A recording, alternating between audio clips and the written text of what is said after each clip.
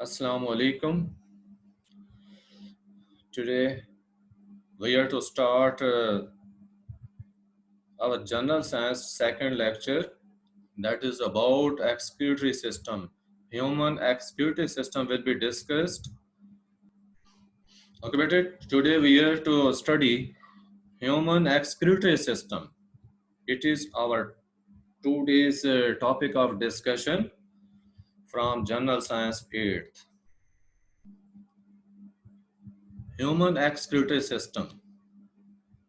Before starting its explanation, what are the parts, etc., I would like to explain what is excretion. Excretion and egestion, these are different things. Egestion is the removal of undigested wastes from the body, whereas excretion is the removal of metabolic wastes, those waste substances which are produced during metabolism. You know, our food consists of proteins, carbohydrates, fats, etc. When these substances are broken down, energy is produced, and along with this energy, certain waste substances are also produced, which are removed from the body. For example, during metabolism of carbohydrates and fats, carbon dioxide and water, they are produced as waste substances. Whereas during metabolism of proteins, some nitrogenous wastes are produced, which are very harmful if they accumulate in the body. So as soon as they are produced, they should be removed outside the body. Now, how are they removed? In human body, excretory system is there, which removes these unwanted and waste substances. Out of the waste substances which are produced during metabolism, one I told you, nitrogenous wastes. It is metabolism of proteins that I am discussing this time. Nitrogenous waste, extra water and salts. Some of the extra water and salts are also removed through our skin during perspiration, whereas most of the extra water, salts, and other nitrogenous wastes, they're removed through our kidneys, which make up our excretory system. So come to your excretory system. Human excretory system consists of a pair of bean-shaped kidneys, dark brown bean-shaped kidneys. A pair of kidneys are there, one on each side of vertebral column. As relates their size, right kidney is slightly smaller than the left one, and is also slightly placed lower as compared to left kidney. Do you know the reason for this? If someone can explain it, why is it smaller in size and why is it placed slightly lower? He or she can raise hand.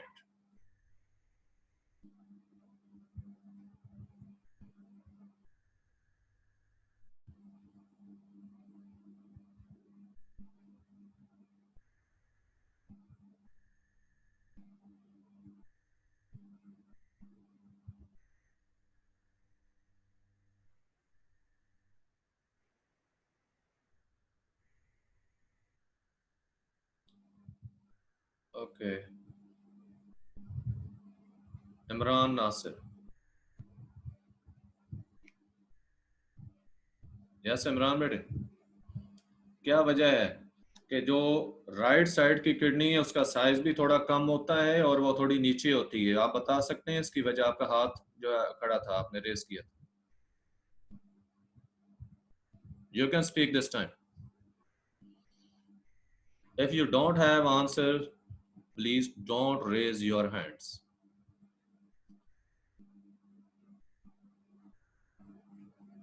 Any other student जिसको ये मालूम है वो हाथ खड़ा करेंगे। नहीं मालूम? ओके।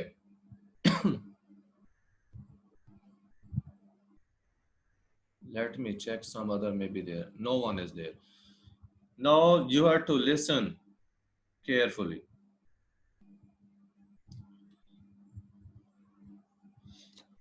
मैंने आपको ये बताया कि जो राइट साइड का किडनी है ये थोड़ा छोटा होता है साइज में, और लेफ्ट वाला जो है उसके निस्बत छोटा भी है और नीचे भी है।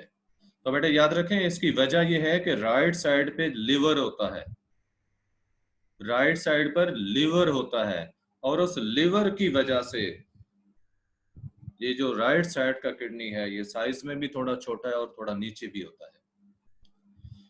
मैं उर्दू में थोड़ा सा एक्सप्लेन कर लूँ जो चीज़ें मैं बता चुका हूँ, क्योंकि कुछ बच्चे जो हैं वो इंग्लिश में प्रॉब्लम फील करते हैं।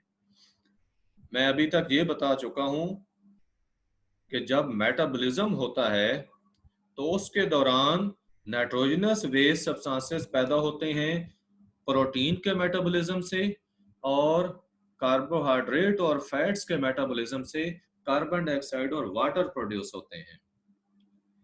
नाइट्रोजनस वेस्ट जो हैं इनका रिमूवल किडनीज के जरिए होता है।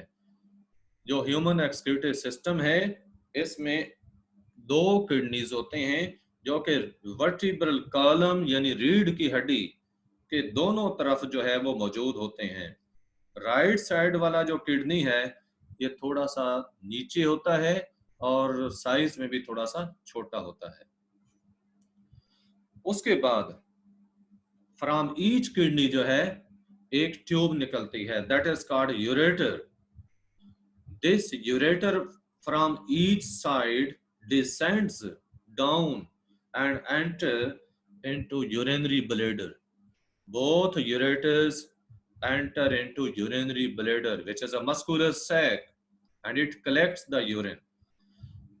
When urine is filled in a urinary bladder, then urethra is the external opening through which this urine is excreted. Sphincter muscles are there at the base of urethra which control this automatic release of urine. So it is consciously controlled. मैंने बताया कि दोनों kidney से एक एक ureter निकलता है और दोनों साइड्स के यूरेटर नीचे आकर यूरिनरी ब्लैडर में ओपन होते हैं जो कि एक मस्कुलर सैक है। यूरिनरी ब्लैडर जब फिल हो जाता है, भर जाता है यूरिन से, तो यूरेथ्रा के जरिए स्फिंक्टर मसल ओपन होते हैं और यूरेथ्रा के जरिए यूरिन बाहर को खारिज हो जाता है। It was about excretory system. सिर्फ उसकी स्ट्रक्चर आपको बताएगी, उसमें पार्ट्स कौन कौन से हैं। आपने देखा कि इसमें kidney, pair of kidneys, ureters, urinary bladder and urethra. These are parts of excretory system. I am explaining again, parts of excretory system. A pair of kidneys, two ureters, one urinary bladder and one urethra. Human excretory system में ये चार हिस्से हैं। Number 1, दो kidneys होते हैं, गुर्दे यानी। उसके बाद ये एक पार्ट कहलाएगा। उसके बाद अ पेयर ऑफ यूरेटर्स, फिर उसके बाद एक जो है वो यूरिनरी ब्लैडर है और फिर एक यूरेथ्रा है जो एक्सटर्नल ओपनिंग है। We move to next part of our lecture. It is about structure of kidney. Human kidney की जो स्ट्रक्चर है, it consists of 3 parts: renal cortex, renal medulla and renal pelvis. These 3 parts are labeled here. You can see easily on the diagram. Renal cortex And this overall kidney, I want to tell you its shape. It is convex from outside and concave from inner side. ये बाहर की तरफ से convex है और अंदर की तरफ से ये कंकेव होता है. इसके 3 पार्ट्स को मैं एक्सप्लेन कर रहा हूं. जो सबसे बाहर वाला पार्ट है वो रेनल कॉर्टेक्स है, आउटर मोस्ट पार्ट होता है. उसके अंदर वाला हिस्सा रेनल मेडुला है. रेनल मेडुला के अंदर ब्लड कैपिलरीज की अरेंजमेंट होती है और इस ब्लड कैपिलरीज की अरेंजमेंट की वजह से रेनल मेडुला कोनिकल पार्ट्स में, कोनिकल मैसेज में डिवाइडेड है. इन कोनिकल मैसेज को रेनल पिरामिड्स कहते हैं. Renal pyramids, due to arrangement of blood vessels, blood capillaries inside the renal medulla. This renal medulla is divided into conical masses which are called renal pyramids. Then comes the third part of the kidney, which is renal pelvis. Renal pelvis is the broader part of ureter inside the kidney. All the urine which is produced in the kidney, it passes into this pelvis. All this urine is drained in the pelvis.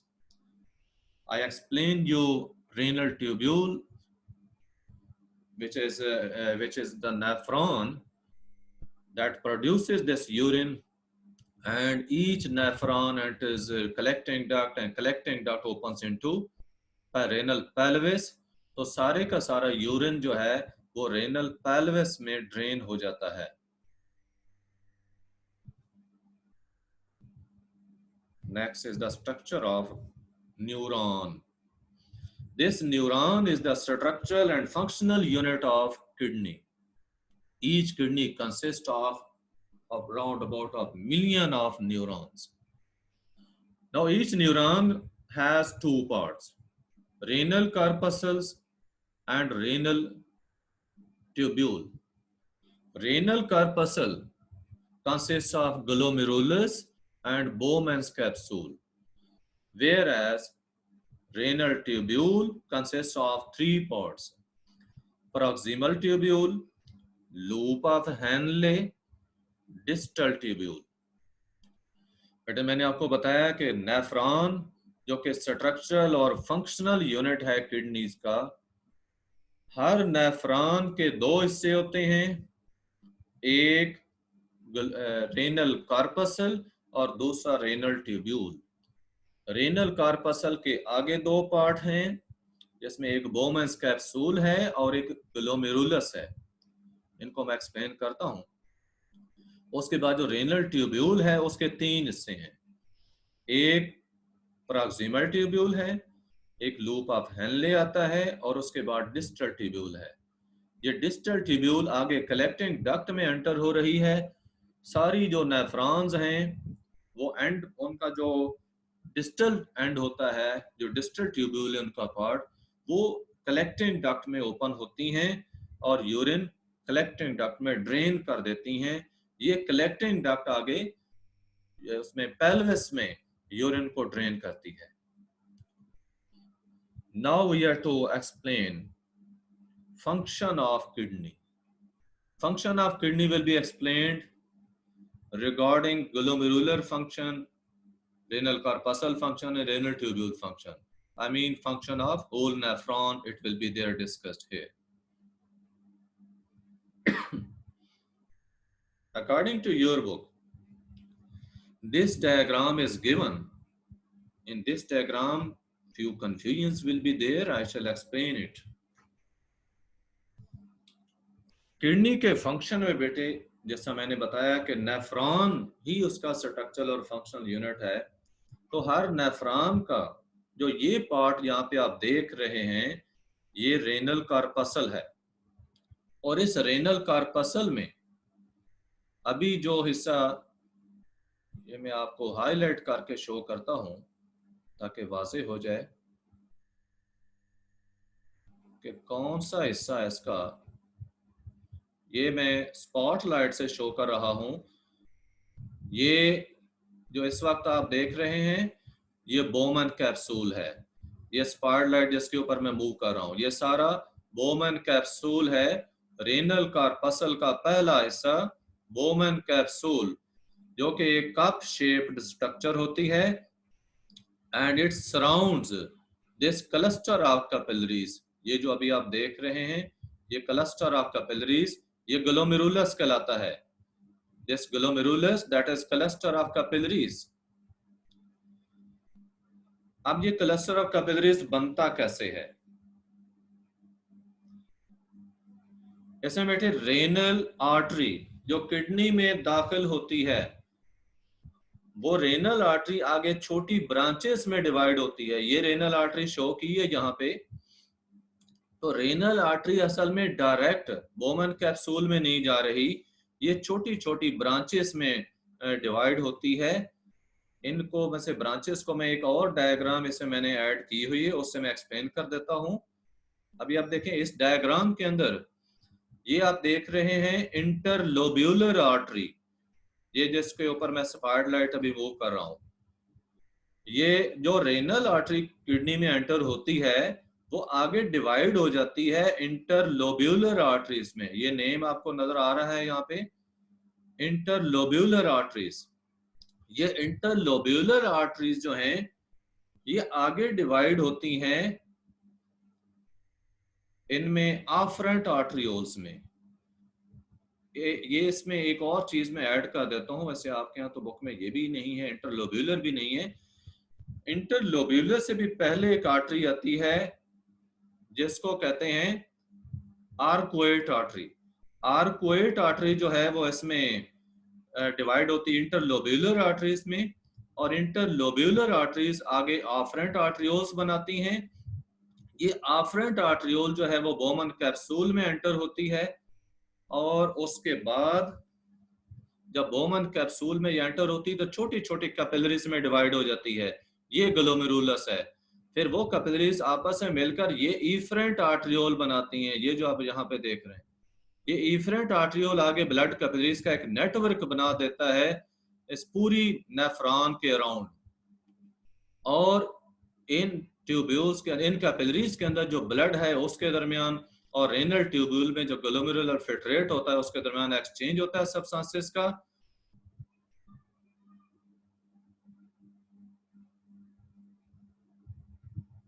बेटे आपको आवाज आ रही होगी मेरी, अगर meeting and होती है तो दोबारा आपने ज्वाइन कर लेना है, अभी चल रही है।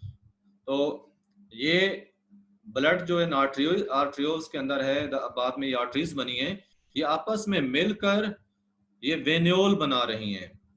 वेन्योल आगे एंटर होती हैं इंटरलोब्यूलर वेन्स में, इंटरलोब्यूलर वेन्स आपस में मिलकर आर्कुएट वेन्स बनाती हैं, और आर्कुएट वेन्स जो हैं वो आगे रेनल वेन बनाती हैं जो किडनी से बाहर निकलती है।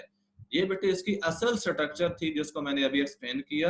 अब आपके यहाँ जो आपकी बुक में दिया गया है वो ये डायग्राम है, आप याद रखें आफ्रेंट आर्ट्रियोल है जिसने एंटर होना है बोमन कैप्सूल में, और उसकी आगे ब्लड कैपिलरीज का जो क्लस्टर बनेगा ग्लोमेरुलस, प्रेशर फिल्ट्रेशन होगी इसमें। फिल्ट्रेशन चूंकि ब्लड प्रेशर के साथ एंटर होता है तो फिल्ट्रेट जो ग्लोमेरुलर फिल्ट्रेट है ये आगे जाएगा इसमें रेनल ट्यूब्यूल के अंदर।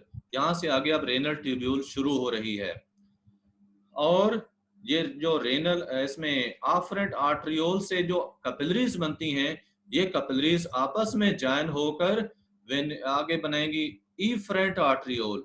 ये असल में जो बाहर निकलता है वो इफरेंट आर्टरियोल होता है। अगर मैं इसको आफ्रेंट आर्टरियोल कह रहा हूं जिसको बुक में उन्होंने रेनल वेन के साथ शो कर दिया है, ये आफ्रेंट आर्टरियोल है, और जो बाहर निकल रही है जिसको उन्होंने रेनल आर्टरी का नाम दिया वो इफरेंट आर्टरियोल है। ये इफरेंट आर्टरियोल आगे नेटवर्क ऑफ ब्लड कैपिलरीज बनाता है, ये देखें जैसे यहाँ पे बना हुआ है, और ये कैपिलरीज आपस में मिलकर ये बनाएंगी वेन्योल जो कि इंटरलोब्यूलर वेन में दाखिल होती है, और इंटरलोब्यूलर वेन्स आपस में मिलकर आर्कुएट वेन्स बनाती हैं। आर्कुएट वेन जो हैं वो आगे आपस में मिलकर रेनल वेन बनाती हैं, और ब्लड इस तरह से जो है it is returned back to the body. ये फंक्शन मैं दोबारा एक्सप्लेन कर रहा हूं।